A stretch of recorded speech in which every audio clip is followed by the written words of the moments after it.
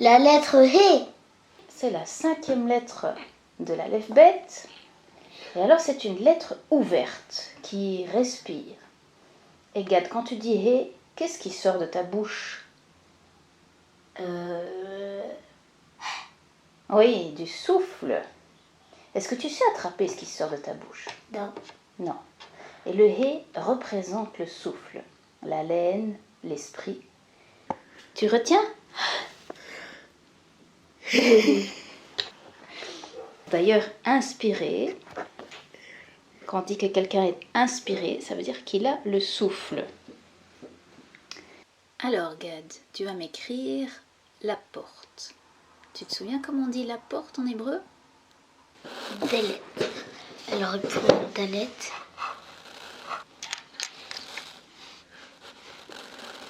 Ah, c'est dans l'autre sens. Oui. Celui-là? Ouais. Voilà. Ça, c'est bon. Ça, c'est Dalet. Ok. En partant comme ça. Oui, en partant comme ça. Et alors, maintenant, on va rajouter un He devant. Et ça va faire Ha-Delet. Et Ha-Delet, ça veut dire la porte. Ok, c'est l'article défini. Alors, en hébreu, on a de la chance, c'est pas comme en français. Il y a le et la. En hébreu, il n'y a que Ha. Ok, donc si c'est un nom féminin ou un nom masculin, c'est toujours Ha. Donc ici, c'est Ha-Delet. Et si on veut dire une porte, c'est très facile aussi. On retire le He. On dit juste porte, Delet. Ah, là, ça va plus vite qu'au départ. Très bien. Tu me trouves là, pour faire la porte. Ok. Imagine que je fais une faute d'orthographe. Donc... Ce serait un peu gênant, hein, Gad? C'est vrai. Voilà. Donc en français, on a la porte. Et en hébreu, on a ha-delet. Et en français, on sépare les deux mots. Mais en hébreu, ils sont collés. Toujours. C'est un peu étrange que c'est cette lettre He qu'on ne peut pas saisir, qui représente le souffle, qui va servir à définir, à dire c'est la porte. Maintenant, on va voir un autre mot. Tu vas me faire beged, le vêtement. Ah oui. Enfin, un vêtement, beged. Alors, tu me trouves les lettres? On s'occupe pas des voyelles. Non, ça ne s'occupe pas des voyelles. Du coup, directement le J, Gimel. Et directement le Dalet. Oui. Par contre, je vais être un petit peu embêtée parce qu'on n'a qu'un guimel là, je crois, dans tout le jeu. Du coup, et j'en ai plein de deux. Tu peux prendre celle-là. On va écrire Beged Gadol. Ça veut dire un grand vêtement. Alors, bon, ça c'est un bête. Non, un guimel. Oui, je vais l'utiliser pour le guimel. Bah, du coup, directement le guimel. Guimel, Dalet, Dalet, attends, laisse-moi chercher. Vav. Vav, je me rappelle plus. Et Lamed. Et Lamed, c'est celui-là. Voilà. Donc on va dire que là, c'est un guimel. Et donc ça donne Beged Gadol, un grand vêtement. Et ici, vêtement, c'est masculin en hébreu. Donc, ouais, okay, c'est masculin. Donc on dit Gadol. Mais si on a un mot féminin, là c'est de la triche, hein, Gad. Mais bon, on comprend. Par contre, Delet, la porte, c'est féminin. Et si on veut dire une grande porte, on va dire Delet Gedola. Gedola. Gedola, et on va rajouter un He. Donc on va remettre Delet. Tu sais remettre Delet, Yann? Ok, là on laisse quand même un petit espace. On n'a pas beaucoup d'espace, mais il y a un espace. Et donc là c'est Delet Gedola. Donc c'est une porte grande. Et donc le He, quand on le rajoute à la fin d'un adjectif comme Gadol, ben ça donne le féminin, Gedola. Et on a les voyelles qui changent de gadol à gedola. Voilà, ça c'est quand on met le he en suffixe à l'arrière du mot. Ah oui, suffixe et préfixe, je me rappelle. Et donc quand on met en préfixe, c'est l'article défini.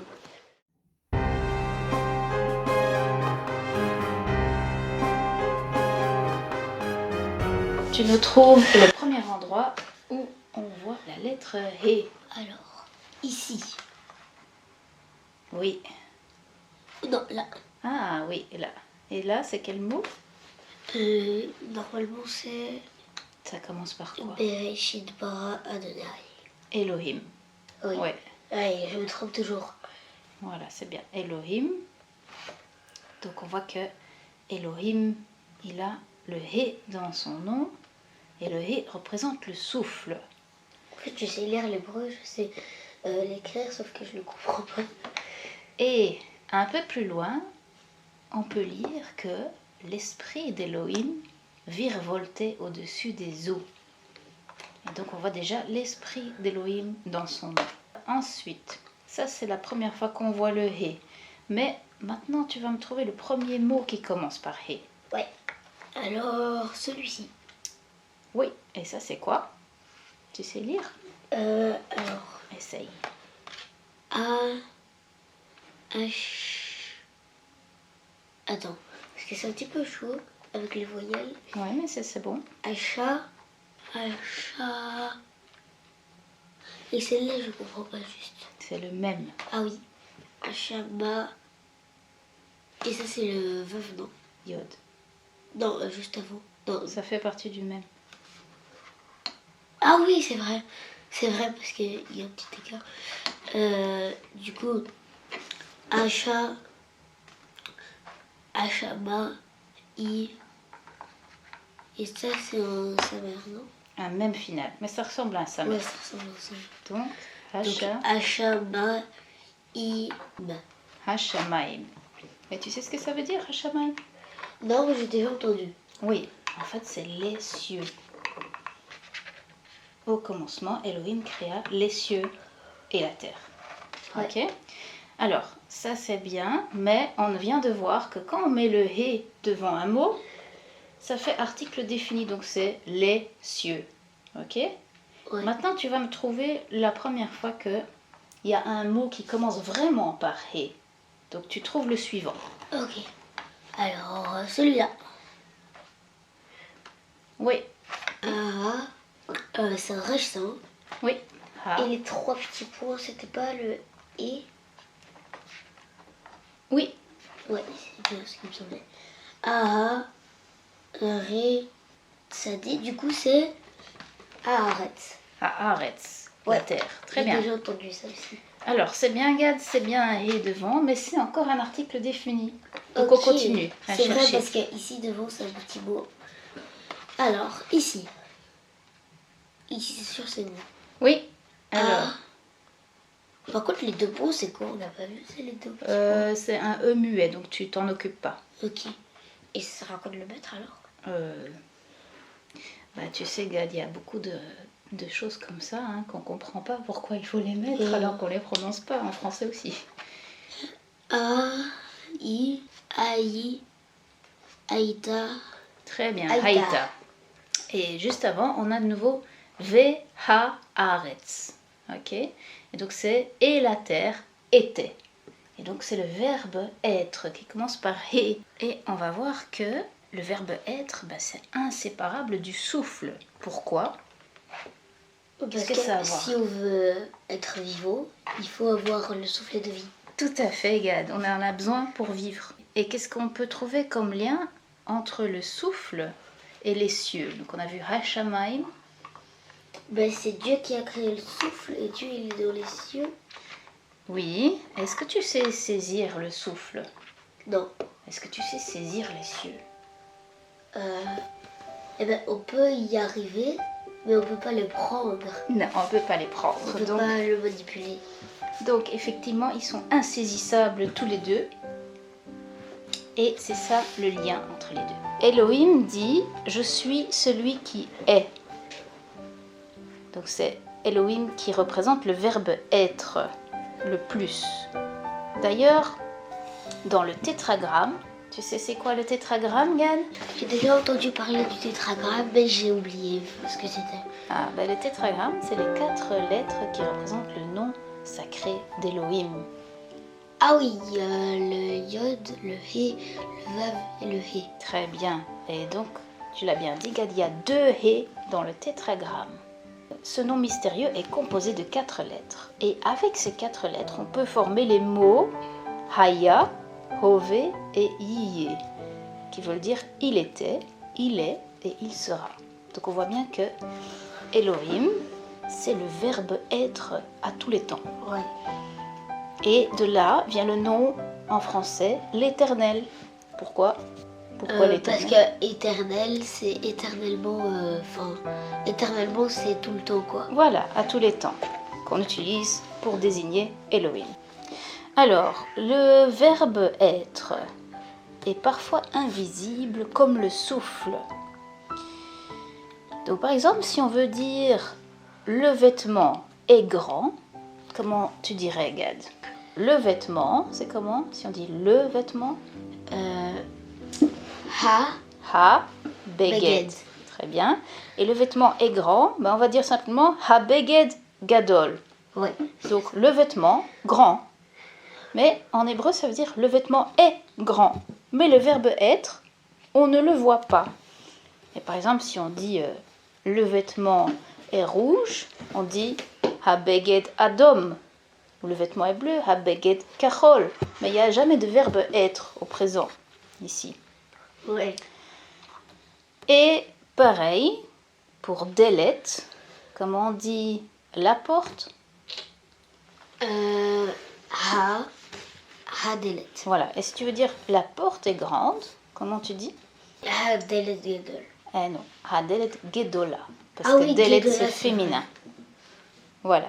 Et si tu veux dire la porte est rouge, c'est ha-delet aduma.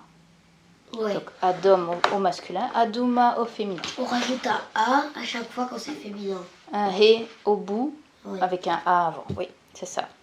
Et la porte est bleue, ha-delet kechola au lieu de kachol. Ok, on va voir comment on dit il et elle en hébreu. Est-ce que tu sais, Gad? Non. Alors, il, on dit hu, ça s'écrit avec he au début, d'accord? Et elle, on dit he, ça s'écrit aussi avec he au début. Comment on Mais retient? C'est un petit peu comme en anglais d'ailleurs. Ben non, parce qu'en anglais, he... C'est pas les mêmes lettres. Non, en anglais, c'est l'inverse, parce que he en anglais, ça veut dire il, mais Oui. he en hébreu, ça veut dire elle. Alors comment on va retenir? C'est facile, par l'intonation. Parce qu'en général, les hommes ont des voix plus basses. Donc on va retenir who. Ok? Et les femmes ont en général des voix plus aiguës. On va retenir hi. D'accord? Alors, sachant cela, comment tu fais pour dire il est grand?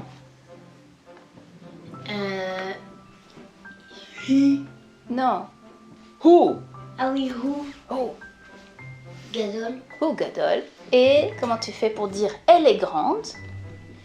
hi, Hi. gadol, gadola, Gedola. gadola. Très bien, Gad.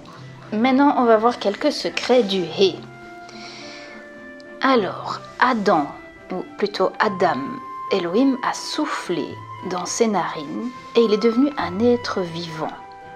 Le premier fils d'Adam et Ève, c'est qui, Gad? Abel, Abel. Alors en français, on écrit Abel avec A, B-E-L. B-E-L, très bien. Mais en hébreu, en fait, c'est Hevel, avec un He. Et ça veut dire vapeur. C'est quoi le lien avec le souffle? Ben, la vapeur, c'est aussi de l'air. C'est de l'air mélangé avec Du chaud. de l'eau. Ouais. Ouais, De l'eau chaude. de l'eau chaude, c'est ça. Très bien. Donc on voit des choses en hébreu qu'on ne voit pas en français. Maintenant, on va parler de la gematria, la valeur numérique de He. C'est combien, Gad? 5. 5. Et maintenant, ça commence à devenir intéressant parce qu'on peut faire des choses qui sont égales à 5, qu'on a déjà vu d'ailleurs, avec les lettres qu'on a vues avant. Par exemple, Gav, Gimel, Vet. Et ça veut dire, tu te souviens, on l'avait vu pour la lettre Gimel. Le toit haut, non? Bah, pas le toit. Le toit, c'est Gag, mais O. Oui. O. Donc, on a vu que le premier mot qui commence par He, c'est Ha-Shamaim. Quel est le lien entre les cieux et O? Les cieux, c'est haut, c'est tout. Voilà, ils sont en hauteur. Donc, on voit qu'il y a plein de choses qui ont un lien. À l'origine, le He, c'était un petit bonhomme debout qui lève les bras.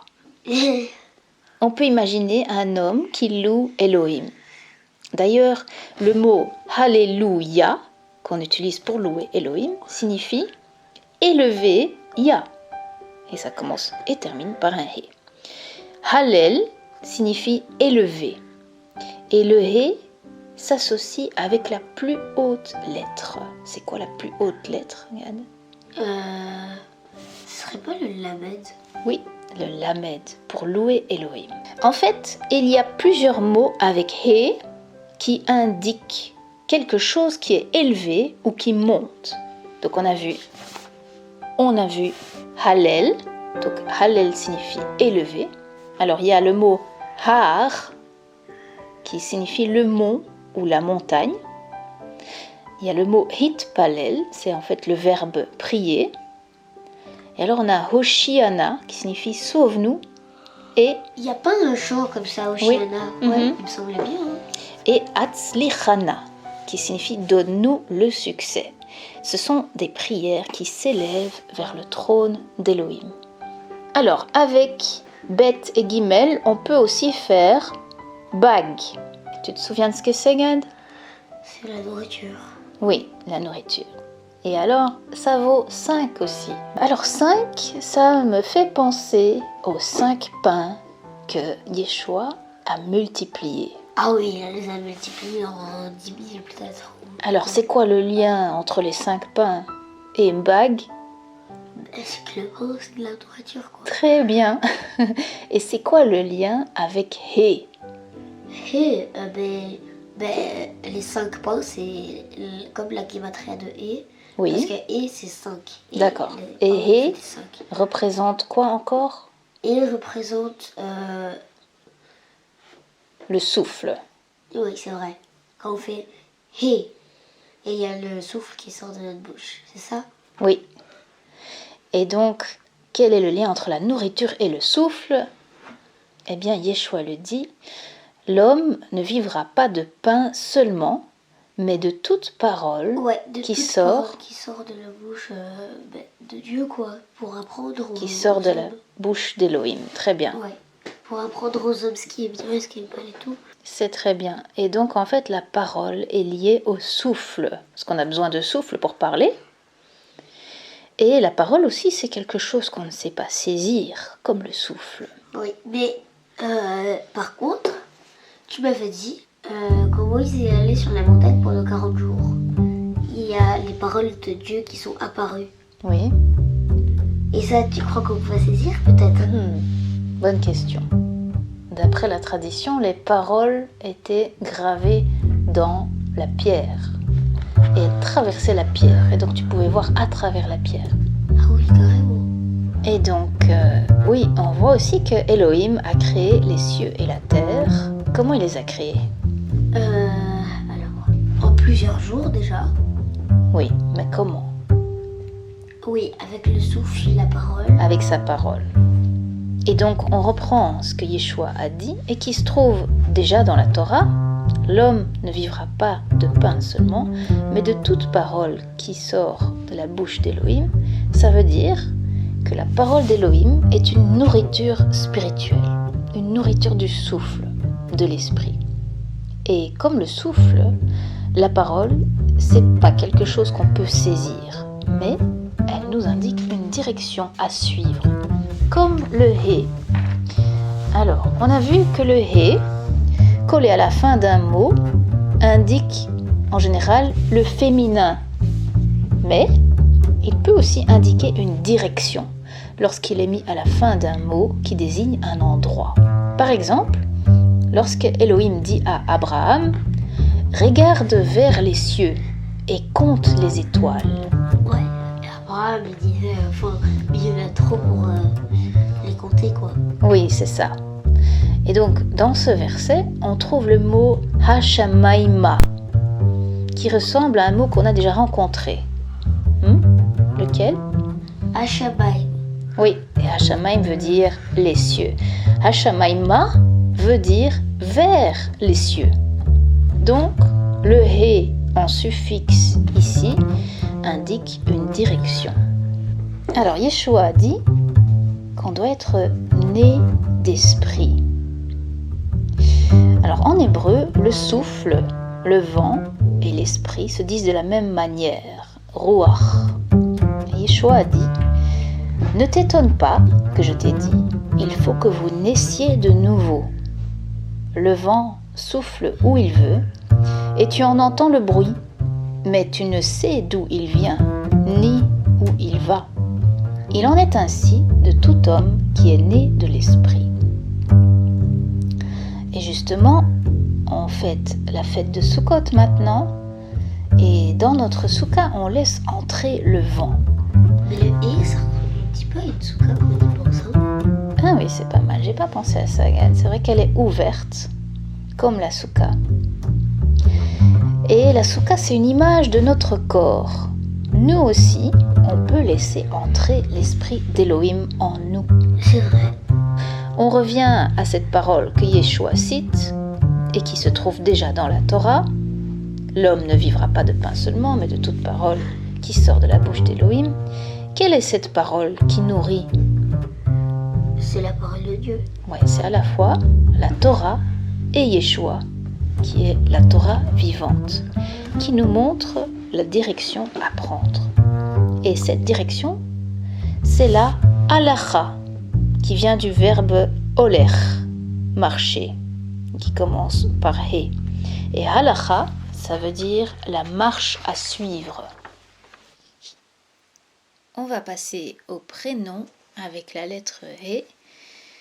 Alors avec he, on a Matitia, qui a un he à la fin, et Evaël, qui a un he au milieu.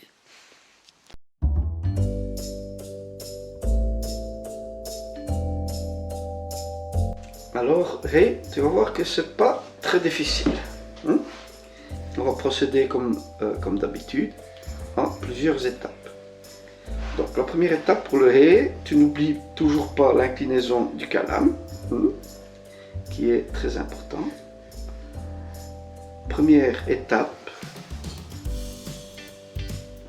c'est celle-ci. Ouais. Ok? Donc une barre droite. Une barre droite, toujours avec ta petite cédille là. Deuxième étape. Et ici tu fais ça, comme ça. Ok? Comme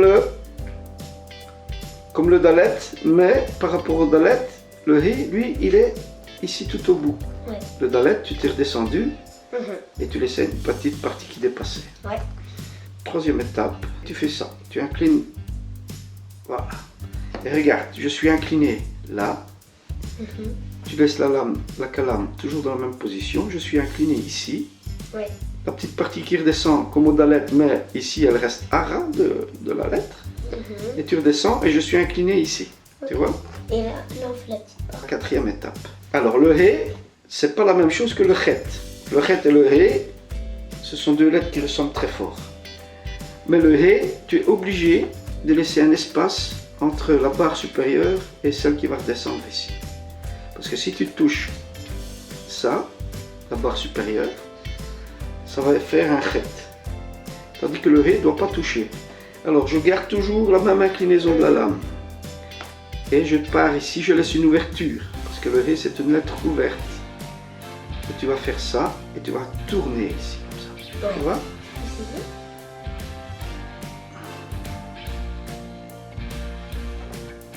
Très bien.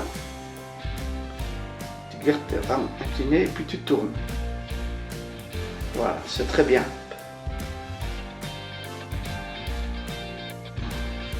Magnifique. Bien, mets bien ta main, voilà. Plus haut, tu aurais dû démarrer plus haut, chérie. Tu dois démarrer presque à ras, ici, tu vois. Comme ça, tu as une belle... Comme celle-ci, elle est plus grande, tu vois, on voit mieux. Très bien. Tu dois commencer un tout petit peu plus haut.